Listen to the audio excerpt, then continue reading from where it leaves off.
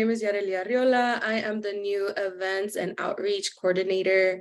If you see any more from me, it's probably because I want to get to know you and really focusing on building our community here at the OLC. And I look forward to working with you all in the near future. Thank you, Alia. Thanks, Yareli.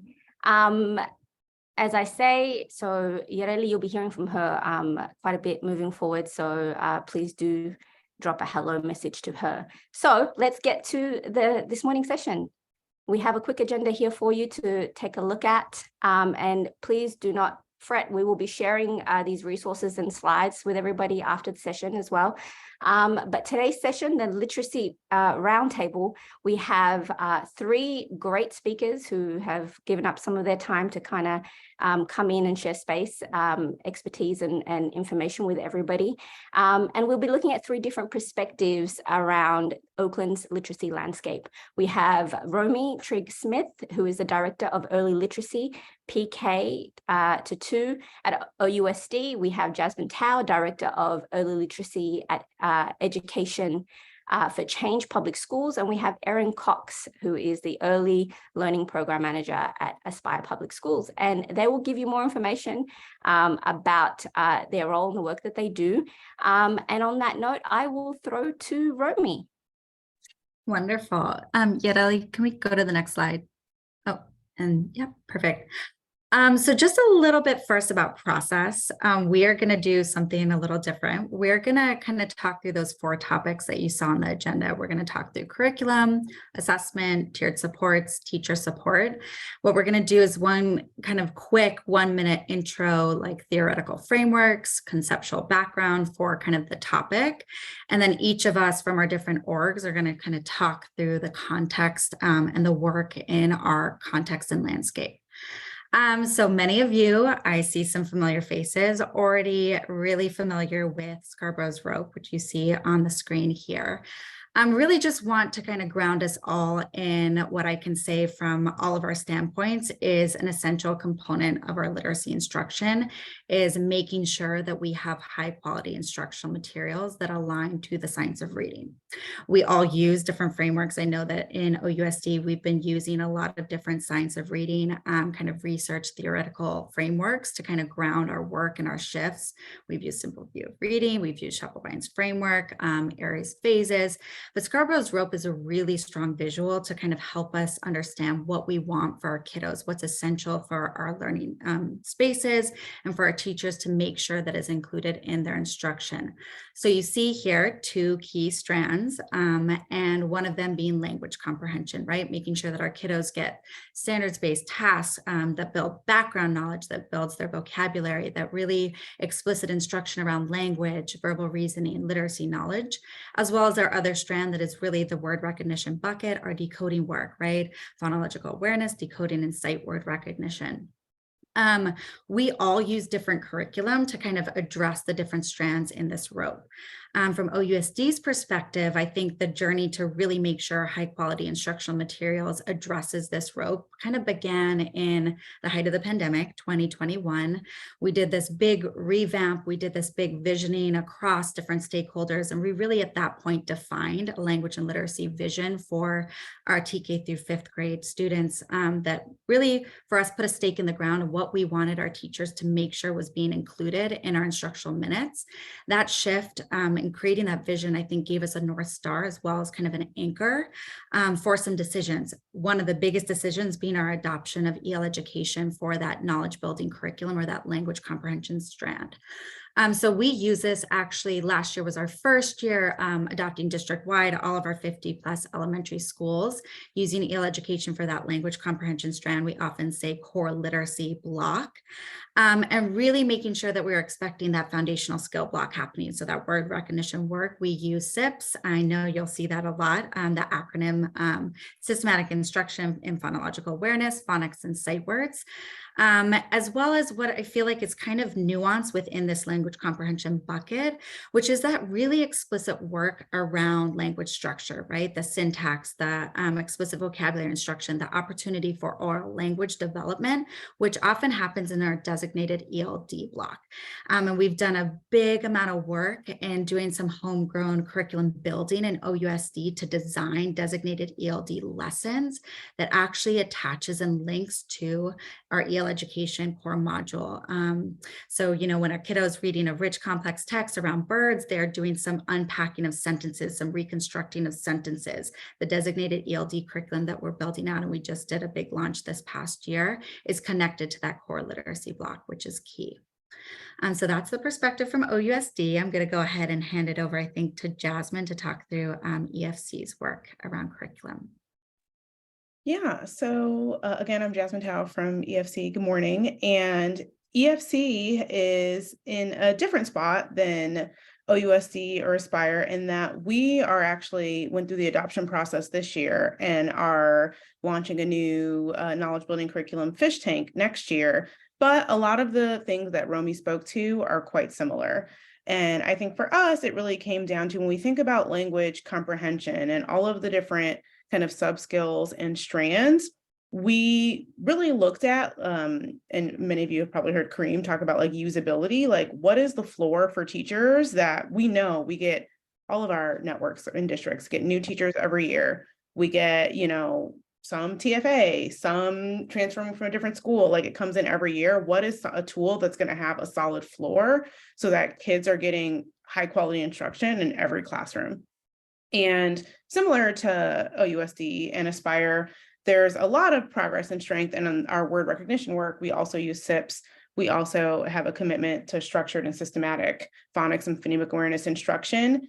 And we saw that that wasn't translating over. And for many places, the first place you see where it's not translating is when you get to third grade and they take SBAC for the first time.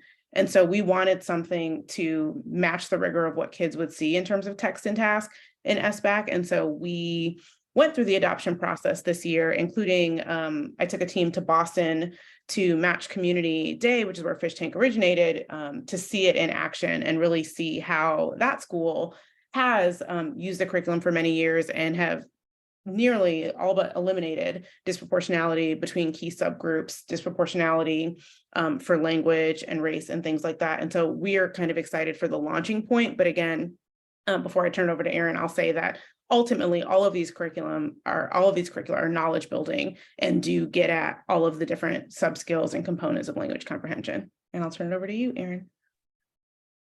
Thanks, Jasmin. I love being in this space with the two of you because there's so much redundancy and so much that I'm going to say that is going to sound just like what they said, because there are more similarities than differences across. What I think is important to add in terms of what Aspire Public Schools has been doing is really considering the blocks of our day in which these two components of the rope are explicitly taught. And then how do we weave them together so that from a student's perspective, from our scholars, communities, it feels seamless, that they are both learning to decode and have opportunities to be explicitly taught and practice that. And what are the conversations that they're having around language comprehension? And then how are we putting those two pieces together? So we use, for the top half of the rope, we use Wit and Wisdom as a knowledge building curriculum. Over the course of the year, scholars in each grade level engage in 4 modules that range from history to science to fables, components such as that. And then in the bottom half of the rope, we also use SIPs. And we also use open court. So depending on the intensity of the tier 1 intervention, we have some different schools using different programs. And then the last thing that I would add is that I think that all of our systems are looking to provide explicit spaces to have conversations around comprehension, knowing that the rich diversity in our interests and experiences and identities can collectively increase this conversation inside of each of these curricula. So if we're learning about oceans or birds or what have you, we know that there's a conversation where there'll be information and background knowledge provided. and that we can learn some of the content from each other, because we're all of us going to bring different experiences around that content. And so thinking about how we're providing opportunities for our scholars to engage in those robust conversations and critical literacy skills starts from the very moment that they enter our classrooms. I think I'm sending it back to Jasmin. Yeah, Yareli, we can go to the next slide. So shifting over to teacher support, it actually connects directly to curriculum, because one of the big questions is like, why do some implementation processes go well while others fail? So for a little bit of context, all three of us mentioned that we are using knowledge building curricula, which don't have a lot of stronghold in California right now. If you read the California reading curriculum report that came out in October, you saw that knowledge building curricula aren't well represented, and still we know that there are ways to implement and de-implement that are more successful than others. And so in our case, in EFC, as we were thinking about taking on a new knowledge building curriculum, we really grounded our work in the work of instruction partners. They have a curriculum support guide. And I wanted to pull out and highlight, I loved in their executive summary, which will come out with the slide deck, they illuminated these 5 common implementation challenges, because I think if you're here, if you have ever worked in a school or in any workplace that has tried to enact change, you've probably heard some variation of all of these things. And so in our case, in EFC, I think what was really important was when we think about teacher support is to really build support around specific challenges, both logistical, instructional, and cultural. So logistical, scheduling. In our schools, folks did not have enough time allotted to do a knowledge building curriculum. And so we talked about, like, we need that from jump. We can't say, do this 1 hour thing in 45 minutes and expect it to go well. Like, we actually need to stamp it that fidelity and time is important. With instructional, it was really highlighting the gaps between old and new. So folks who, might be immersed in language comprehension know that, like, the Common Core shifts talk about learning about topics and going deep rather than doing the strategy based. Today we're visualizing, tomorrow we're summarizing. And so really highlighting for folks, like, this is the implication when we don't actually build knowledge with kids. This is going to be different. And I think it's important. I'm so appreciative of kind of my team, because we all aligned and said, like, we need to be direct about that. I think if you look at number 4 and number 5 on the screen, I use it as a resource, or we'll do it because we have to, but this too shall pass.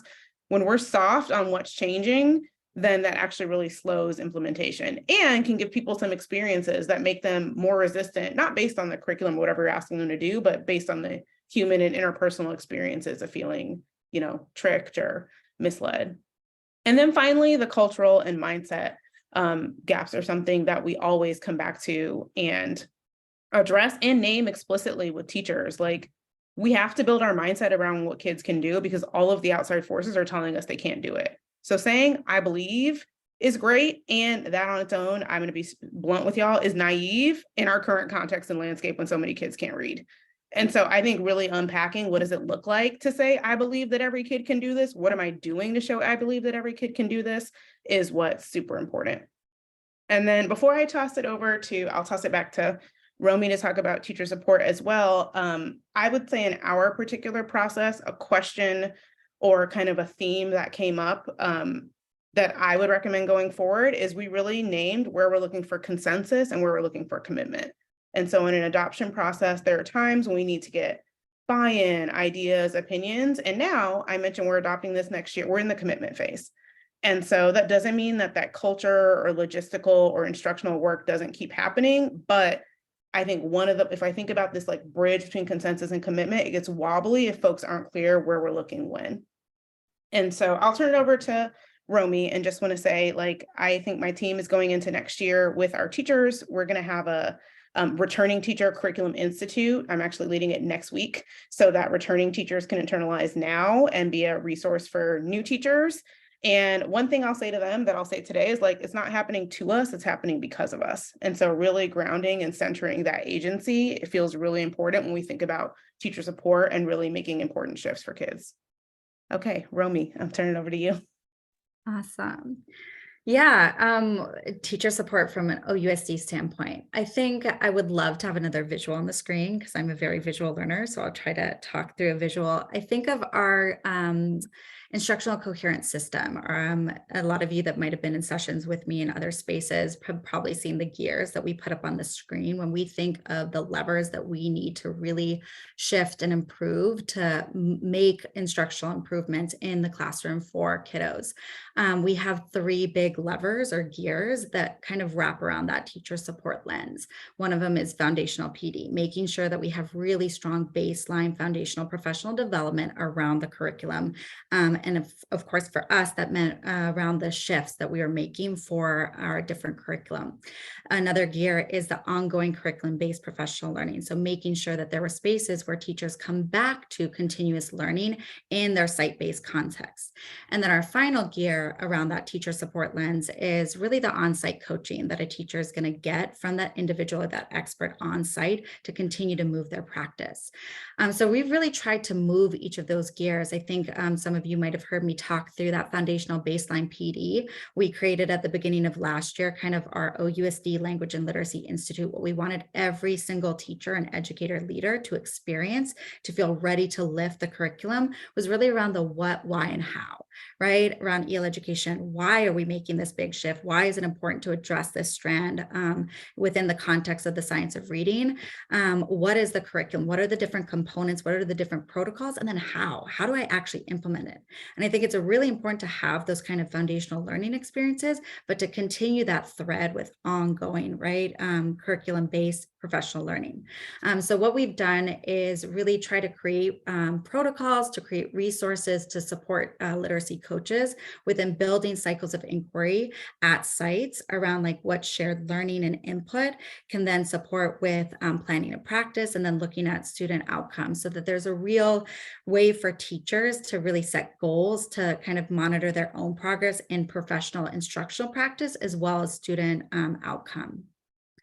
And then what we've also done in terms of that kind of on-site coaching is this past year, we moved and melded some spaces. We used to have like an early site rep PLC where we'd be working with leaders and kind of building their capacity. And we created kind of this bigger coaching collaborative, a bigger block where we bring literacy coaches from across sites together, where we were really focused on building expertise around the content and picking a topic and a content around, usually around like a cycle or a trimester, and really getting deep within the content to build their expertise in the content. And then also half of the session would be about leadership practice, right? How to facilitate PLCs or cycles of inquiry, how to refine your coaching lens, take mentoring stances, think about equity with your coaching, observation feedback. So really trying to build the capacity of our site coaches to be the experts on site to support their teachers with, right, the different relationships that a newer teacher is going to need, a veteran teacher, and where their teachers are coming from different standpoints. For me, teacher support is really about iterating, right? And when you iterate, you're constantly thinking about how do we need to redefine what we're doing and improve our supports based on what our teachers are saying lands. And so last year we did, and I'm hoping we're going to do some just more of really asking teachers, doing feedback, focus groups with teachers, surveying, understanding from them, how is this, right, centrally led PD landing? Is it moving your practice? What is going to be a better tailored support for you? And using that information from teacher feedback to kind of iterate on our designs. So even in next year, as we're moving to next year, thinking through how from a central perspective with our coordinators and coaches, we're really plugging in to support sites moving their professional development and PLC kind of calendars and plans.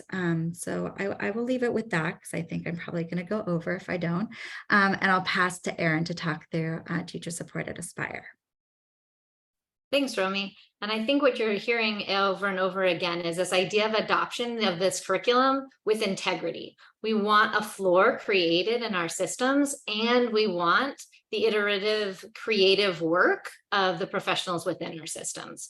So when I think about our switch, I can name, we previously were a balanced literacy district, and we have changed over to exclusively structured foundational skills, and the science of reading. And so some of the work that took around teacher support was, as you heard before, professional development. So we partnered with the California Reading and Literature Project, CRLP, to do professional development first with our leaders.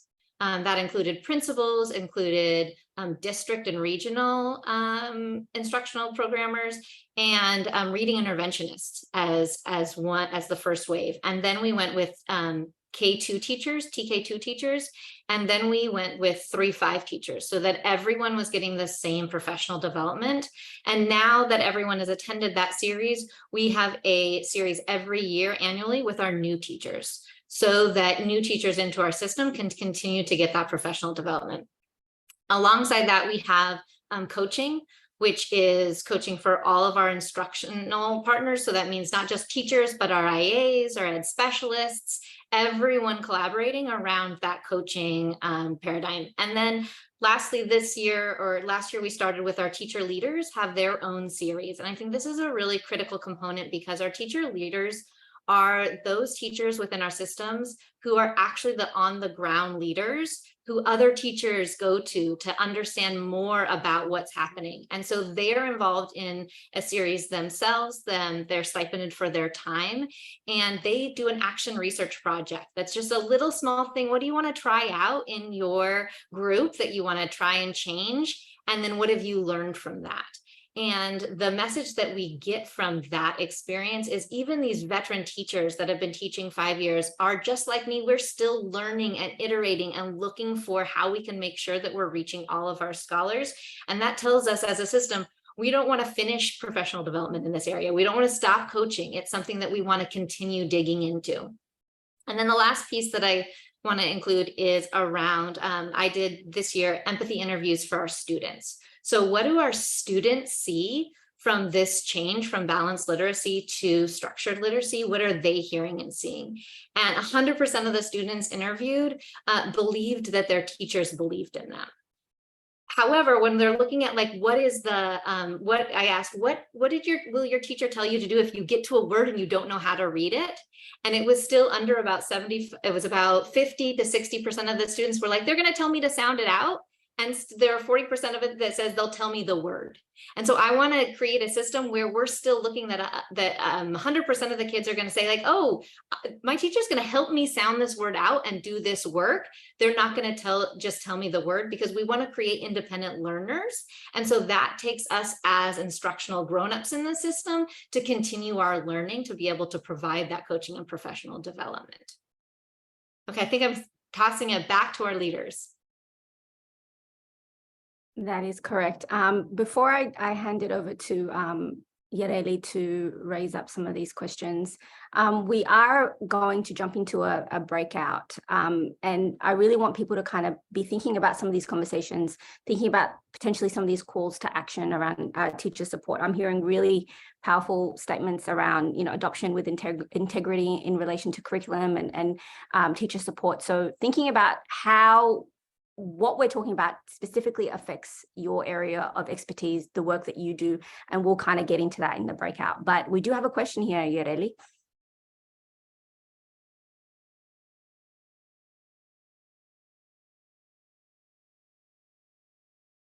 Yareli, are you there? Hi, sorry, I was trying to figure out how to unmute myself. I actually haven't seen many questions from the chat. So if anyone wants to jump in now and drop their questions. I might just quickly lift up, I think Alexis has a question here, a clarifying question in relation to SIPs in Tier 1. Along with EL education, W&W, fish tank at these 3 sites. Any one of you folks kind of want to jump in potentially here to answer this question?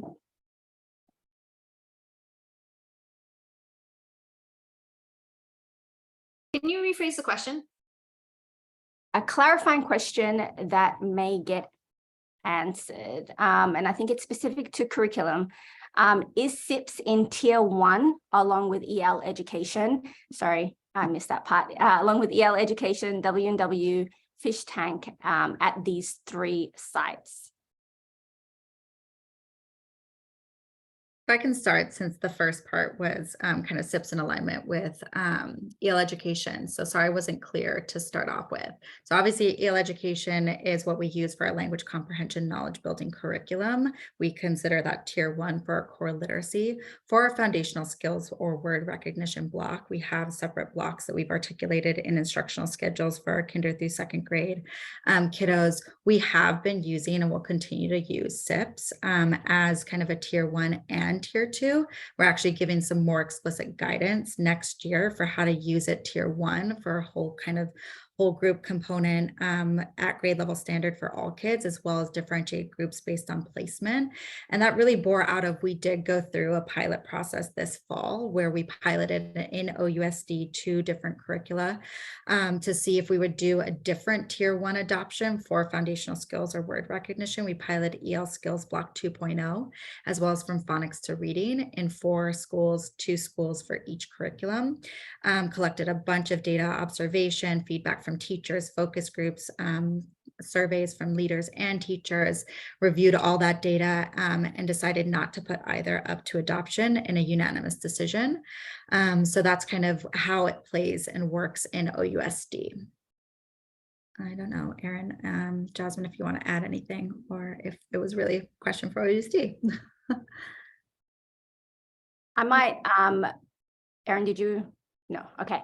I might just quickly get us to the one answer. Sorry. Oh, go ahead. There's one more question too in the chat. So if it's okay with just one answer, we'll move on to the next question. This is from Jenny Harriet Hatfield. What did you learn about how to effectively communicate with families and caregivers about these shifts? I can answer that one.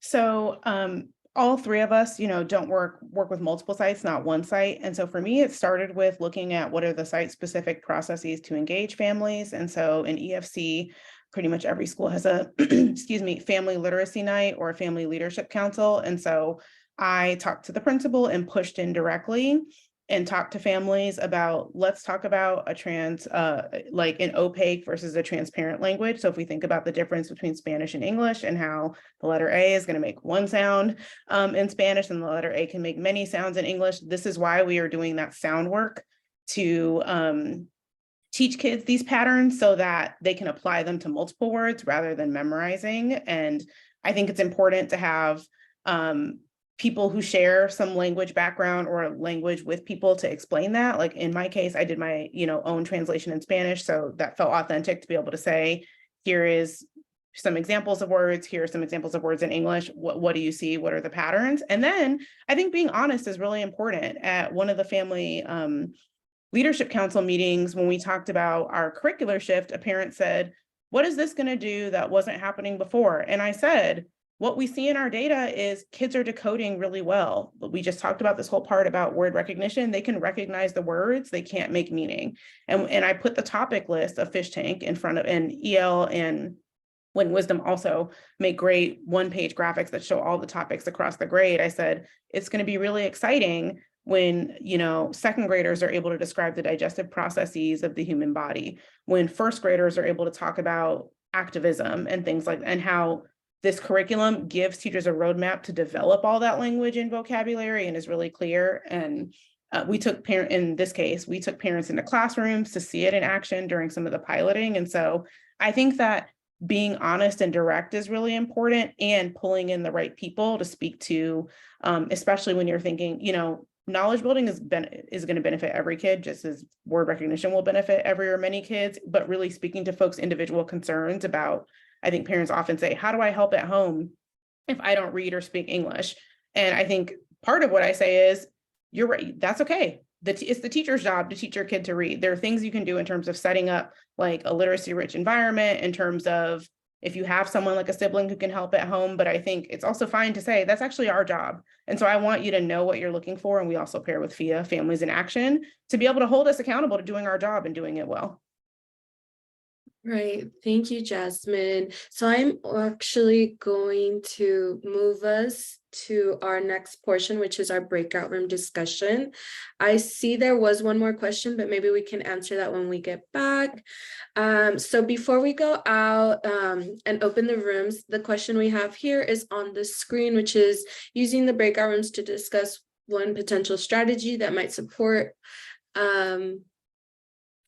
or elevate any of the calls to action shares by our panelists. And then I'm going to be dropping the link to the Jamboard. Everyone should have access to it. And then I will also open rooms and project the question again, but it is also in the breakout, in the Jamboards.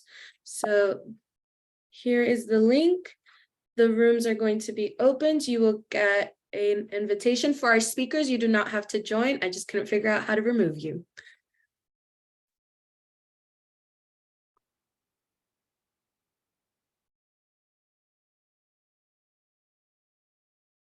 Is that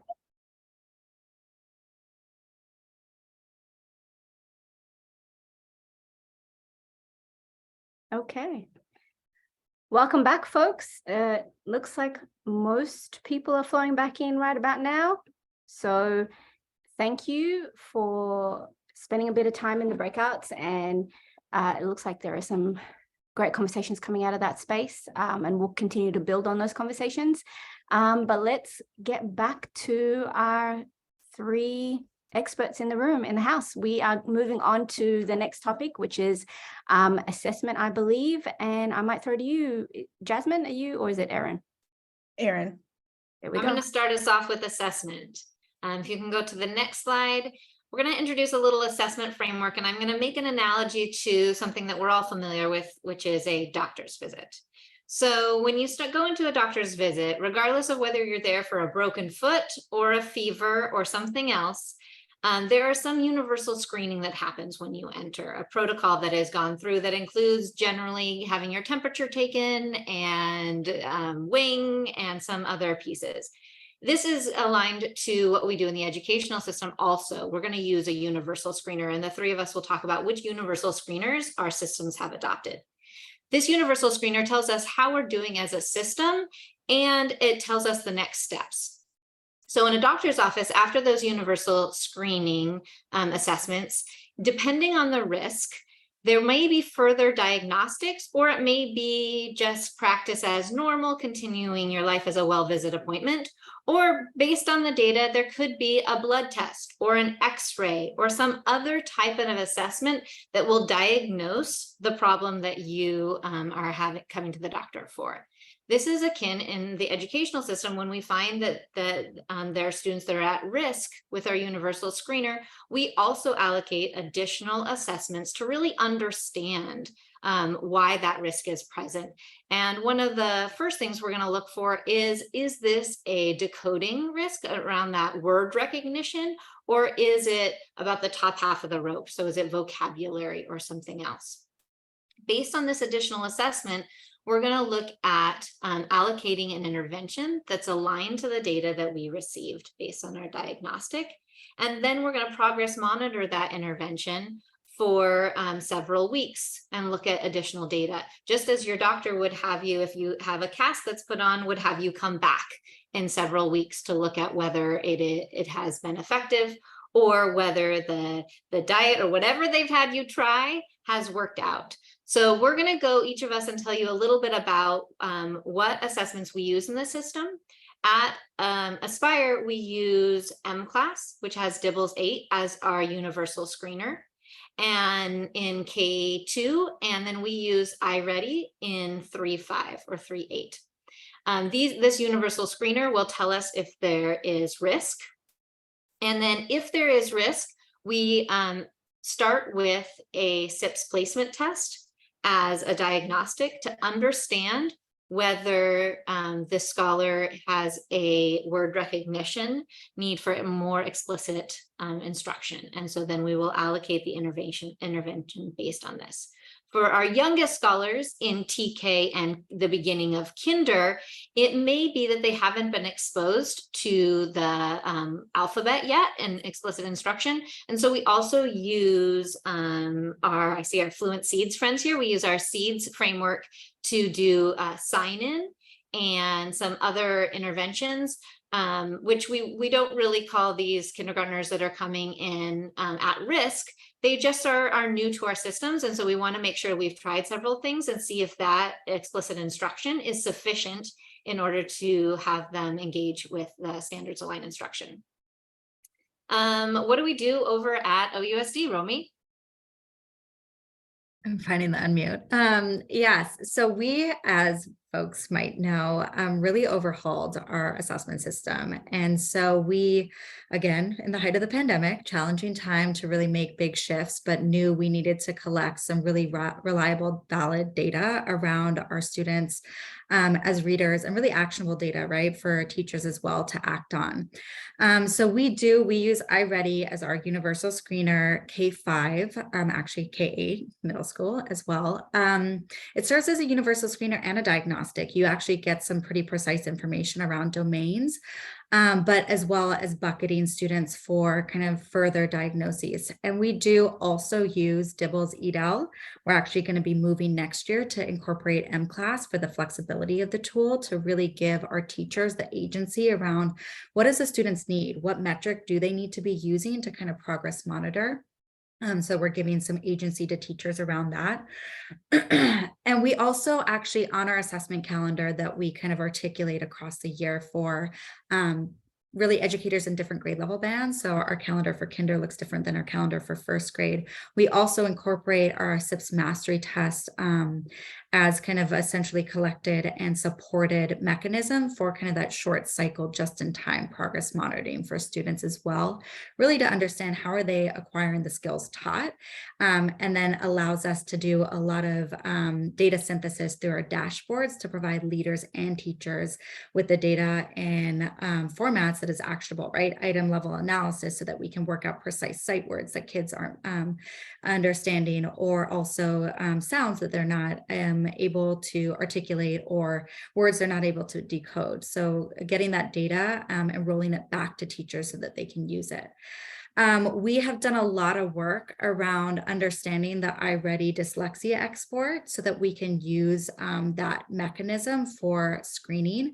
We also use the Dibble's EDL as an additional fluency subtest to support that triangulation. When a student gets screened for risk, right, there's an understanding of what precise kind of need or struggle they have, but also triangulating that with other data points to understand, right, the automaticity of student skill or lack thereof. One of the shifts that I wanted to talk about and kind of share with this group, this space, was we've been using kind of standardized curriculum agnostic interims in OUSD, so either through iReady or IAB for a third, fourth, and fifth, kind of as also interims towards that big culminating SBAC or end of year summative. And we're kind of pivoting next year to really emphasize our curriculum embedded assessments. So provide tools and protocols for looking at student work for end of module, end of unit assessments within EL education. So we're really looking at actionable data that can allow for goal setting around instructional next steps, around what students need, looking really deeply into writing. So really excited for that shift and that work for next year. And also just, you know, I think a comprehensive assessment system and all that data that we collect, I feel like I often say we're data rich in OUSD, is only as meaningful as the systems and site level work that we do using that data, right? So a lot of the work that we've been talking about iterating and we've done, so creating protocols around if then, right? You get this dyslexia screener. What does that mean for your processes? What should we be thinking about conducting SSTs for students on, right, this list? What is the RTI or the 6 weeks of instruction or intervention they're going to get? And then progress monitoring. What are the other protocols that we need around right? What teachers can do with leaders in PLCs to look at data, to pick focal students, to think through instructional practice goals, right? But also student outcome goals for short cycles of time, whether it's through like group PLC settings or one-on-one data conferences. So I think that's really for me, like the assessment system, right? To get the right assessments is the first step, but then to also continue to build the capacity around how to use the data to really inform instruction and move the work is so important. And I think with that, I'll pass to Jasmin. I hope I didn't run over my time. Sorry. I think only thing I'd add, I just want to reiterate what Romy and Erin said about how all of our systems follow the same, and any like strong assessment system, especially for foundational skills, should follow the same kind of process or flow chart through like universal screening, diagnosing what's a specific challenge, and then using and progress monitoring interventions. The biggest difference in EFC is that we use FastBridge, but it's very similar to MClass and iReady. All three of those use validated, research-based, reliable assessment. And I think to build off of what Romy said about being data rich and capacity to analyze and use, I think using the same assessment across within, at least within our systems, also allows us to compare progress and acceleration across sites and across classrooms. And so we can look at, this school started with, 40% of first graders at risk. It's the midpoint of the year, and that's decreased to 20%. This other school started with a similar amount of kids at risk, but it's only decreased by 5%. Like, what's going on there? And that enables the collaboration between coaches and folks who touch sites and touch kids most directly to look at what are we doing to like build that acceleration. And then the only other thing I wanted to call out, which I know this kind of gets into what we're talking about next, is that after the universal screening for every kid, in this case, it breaks it off because we're talking about assessment, but every kid deserves strong tier 1 instruction. And so you've probably heard on different podcasts or interviews with folks talking about the science of reading that we can't intervene ourselves out of a tier 1 problem, which is a quote I love, and that every kid is getting strong tier 1 instruction so that our intervention and diagnostics are really accurately measuring kids who truly need something extra, not who've missed out on the first place. So I think about when you go, you go to an event and they have a buffet and it's like, everybody comes through and gets some. And then some people might still be a little hungry and go back for seconds or snatch an extra bagel or something like that. But our first and most important job is making sure everybody gets strong, a full meal the first round through, and then we diagnose and allocate interventions appropriately. So I'll pass it to you, Erin. I think it's you next talking about tier support, because that leads kind of right into what you're going to. Sorry, just to cut you off really quickly before we move into the next section. I love the buffet image, very, very relevant. But we do have one question, and it kind of rolls into this area here. Lainey is asking, when you think about the sites that have made the most growth in the past few years, she's looking for bright spots. What factors do you think have led to their success? And maybe if we can have just one answer here for that question. Jasmin, I'm going to let you take Lonnie's question because you were just celebrating on our, we also collaborate outside. So we have our text message chain and we're looking for bright spots across systems. And Jasmin just shouted out a really great bright spot that happened. So what did you see that created that opportunity, Jazz?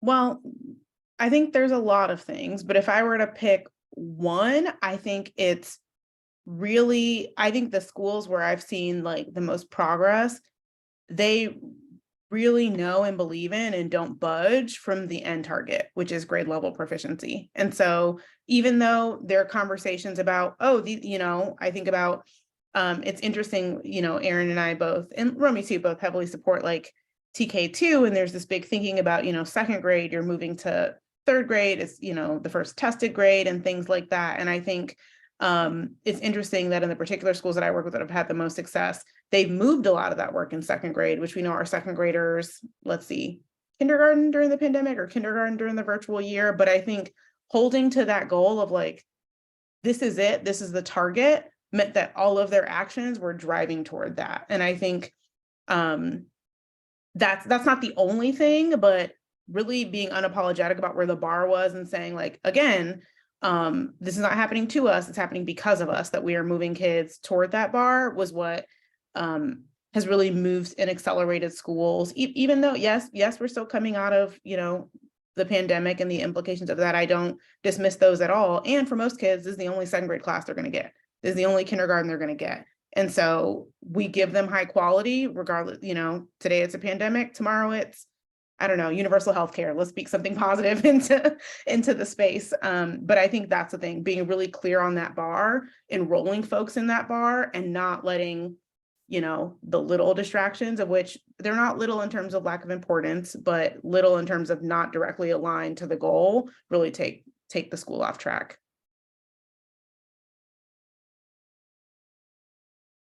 When you sit where we sit, we are in classrooms every day, and we see that this is 100% possible. We see teachers doing it. We see systems doing it. We see schools doing it. We see leaders doing it.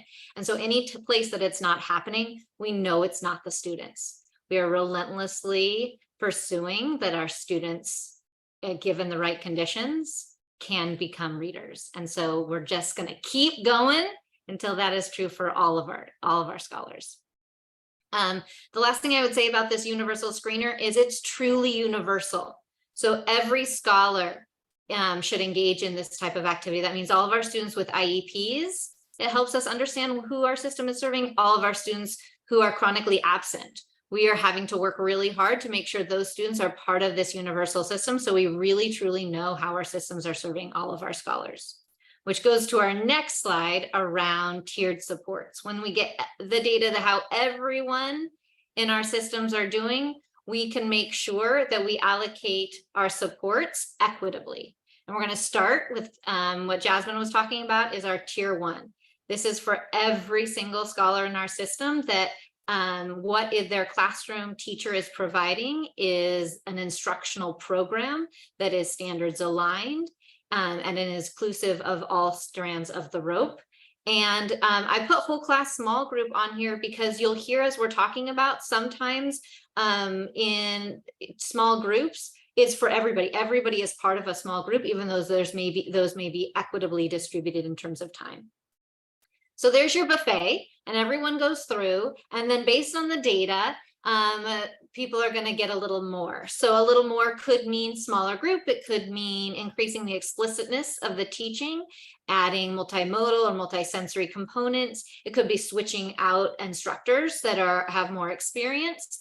Or it could be adding some relationship bases, because what we know is that some scholars do better in a smaller group or with individuals that add some relationship components to the instruction. If our progress monitoring shows that tier 2 intervention or tier 2 instruction is insufficient to get them where they need to be, then we can add additional supports that could be increasing the intensity of any of those interventions. So you've heard about our instructional programs at each of our systems. That is our tier 1. And I'll just add at Aspire, one of the things that we look for is in that tier 2 and tier 3, we are iterating until it is effective for that specific scholar. So that could mean we've done SIP small groups, we've done SIPs one-on-one, we've done alphabet learning, jumping and hula hoops outside, we've done additional phonemic awareness in English or Spanish or a different home language. We're looking for what is the key to making sure that scholar is able to get the instruction that they need. Who wants to take it from here? I can go. Yeah, I mean, I think that for me, tiered support and like the idea of MTSS for literacy becomes exponentially more complicated when you think of trying to create systemness for it across 50 schools. And that's where we stand in OUSD.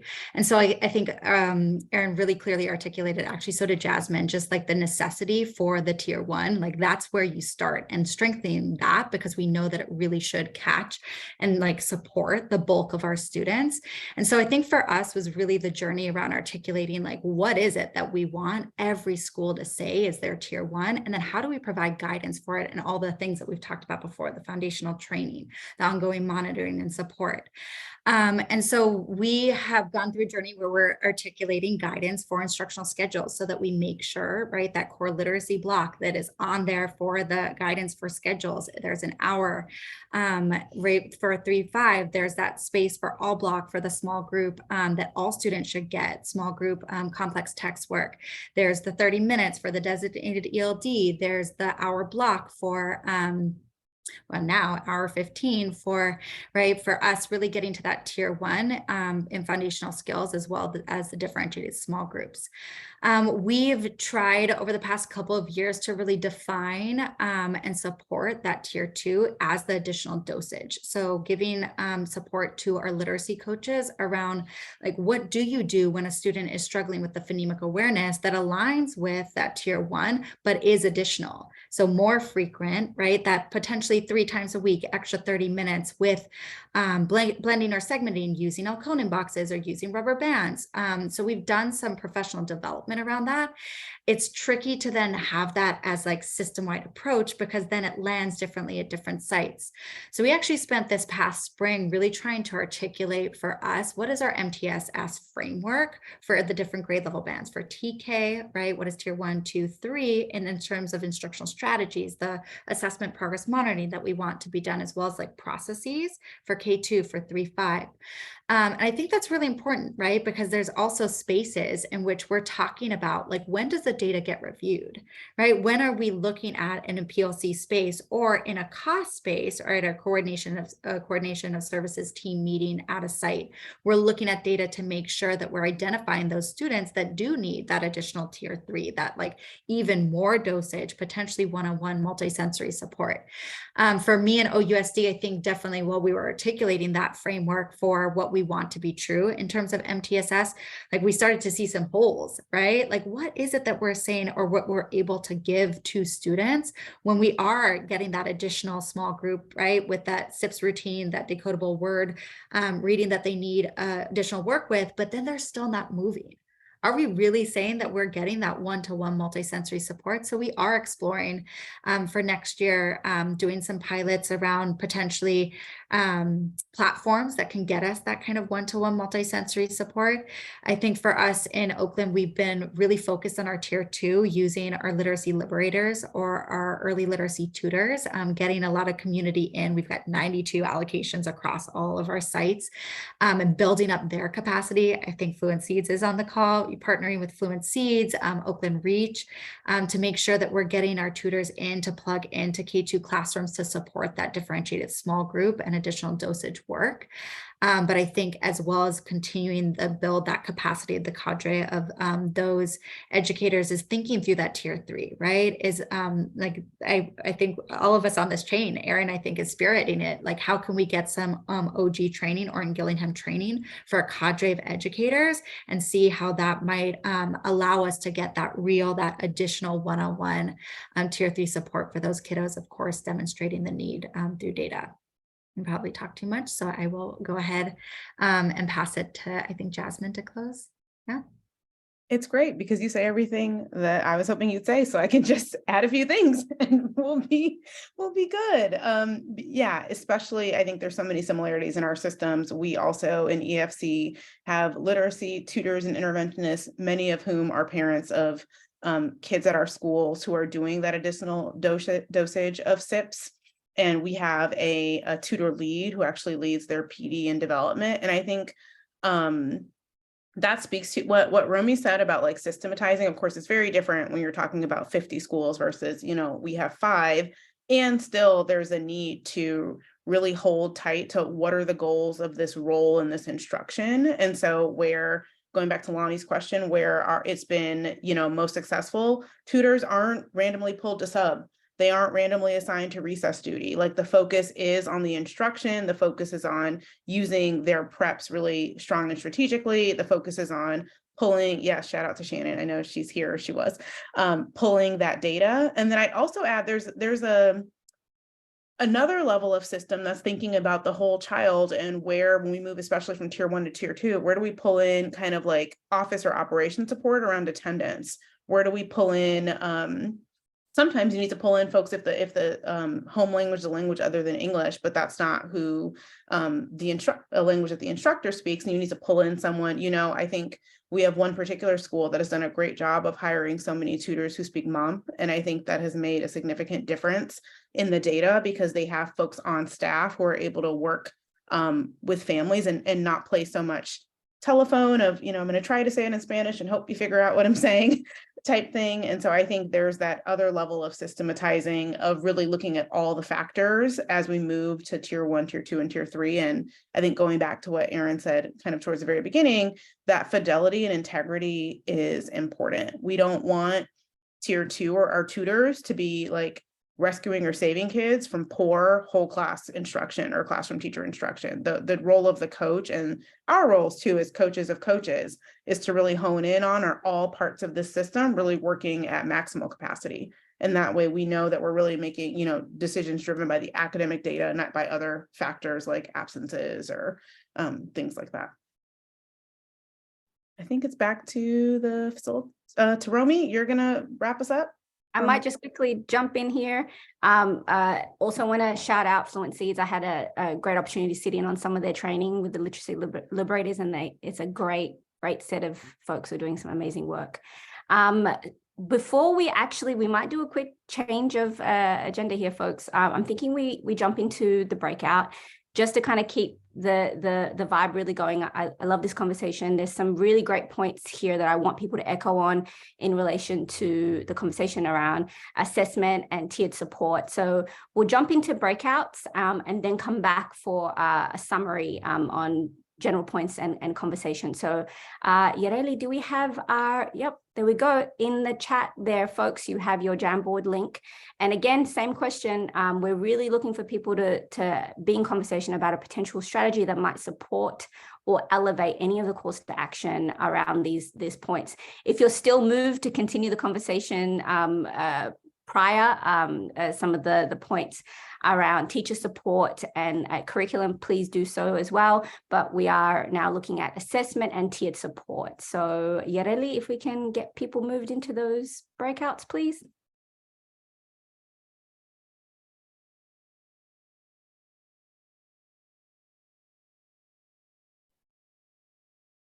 Yeah, you should have gotten an invitation to join a breakout room, so please go ahead and do that. And if you are having any technical issues,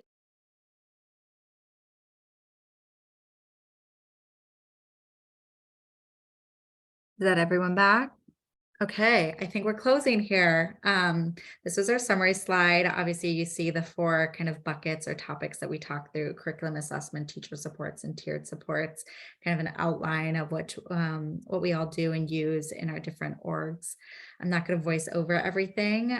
Just want to give a ton of appreciation for folks that joined the space. Really excited to check out those Jamboards, the questions. I feel like I can say this from all of our standpoints, very accessible if you want to reach out and email, have chat and further conversations. Hopped on like many different conversations in the past few weeks. Yeah, and just a bunch of gratitude to some of our partners. So many, I feel like I can't always name them. Like some of them aren't here, like Rainin, Rogers, OLC, of course, for hosting. Fluent Seeds, a super strong partner for all of us. Oakland Reach. I'm not sure if I saw folks from Oakland Reach. Yeah, I'm sure I'm going to forget some if anyone wants to come off mute and shout out others. And yeah, just a ton of gratitude for folks showing up to the space and engaging in the conversation around literacy for our babies in Oakland. Yeah, onwards, right? Keep the momentum, keep the work, a lot of work to do, as you can hear, and always open to input and ideas and feedback. Feedback, what pushes us, makes us better. So thank you. Erin, Jasmin, want to add anything? Feel free to come off mute. And I think you really named a lot of our partners. Fulcrum. Yeah, did you? That's what I was gonna say. I don't think we NAACP. I don't know if Yeah. I saw Kareem here. Like definitely, like I'm seeing names pop up. I'm like, yeah, more partners. Eat, Learn, Play, our Home Lit Kits, Ed Fund. There's so many folks that plug in to support literacy in the Oakland scope. So thank you. Okay, I might just quickly jump in and say a huge thank you to all the presenters. Thank you for sharing your time and expertise. Thank you for everybody that's joined us. I'm going to hand it over to Yareli to do a quick wrap up from the OLC. From our end, we do have, obviously, how these things always end. We have a survey for you. I know there are some questions here about sharing these resources and this video content, and we'll be able to share all of that with you, but Yareli will give you more info about that. All right. Hi, everyone. Thank you so much again for taking your time to be here early in the morning. And I'm going to drop a link to our survey because, as Alia mentioned, it's important for us to know what you think and how we can get better. I'm a huge advocate for feedback. So that being said, the chat, oops. Did I drop it in the chat? I dropped it to one person. Okay, now it should be with everyone. And I also just had some general announcements from the OLC. Our RFP, so our call for proposals for our symposium that we are hosting next year in March 1st and 2nd of 2024 is actually open. So if you want to speak or share your work, your organization's work, what you are doing at the symposium, those applications are now live. I'm going to also drop that link there. If you have any questions, you can reach out to me directly. I am the one kind of fielding these, as well as Alia. And we're just really excited to continue this. Like, it'll be our 3rd year for the symposium. So we are just really excited to continue building on this work and share the greatness that is happening in Oakland. And I believe that's it. If you are also curious about our OLC membership, you can contact me directly at yareli@oaklandliteracycoalition.org. I'm also going to drop my email here. But that is pretty much it for my announcements. Again, thank you for spending your morning with us and for learning and for being so engaged on those Jamboards. I definitely saw some really great commentary and suggestions, so really appreciate that. And I think that's it on my end. Any final words for our other speakers? Thank you all. Thank you for joining us and enjoy the rest of your morning.